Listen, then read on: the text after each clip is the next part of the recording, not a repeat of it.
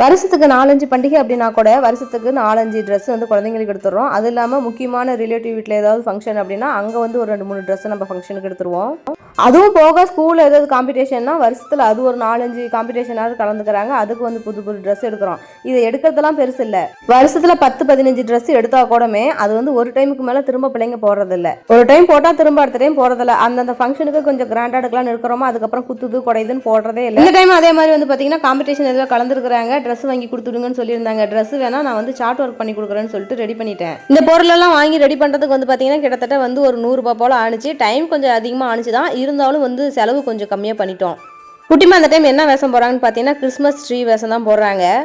அதெல்லாம் செஞ்சு முடிச்சு நைட்டு எடுத்து வச்சுட்டு படுக்கிறதுக்கே கிட்டத்தட்ட மணி வந்து ஒரு 11 மணி போல் ஆயிடுச்சு. அப்புறம் இன்னைக்கு வந்து ஃப்ரைடேவா காலையில் கொஞ்சம் நேரமாக இருந்துச்சு. தலைக்கெல்லாம் குளிச்சுட்டு வாசல் கூட்டி அதுக்கப்புறம் வந்து பார்த்தீங்கன்னா அத்தை தான் சாணி தெளிச்சிருந்தாங்க. ஒரு சின்னதாக ஒரு கோலம் போட்டுட்டு அதுக்கப்புறம் சமைக்க வந்துட்டேன்.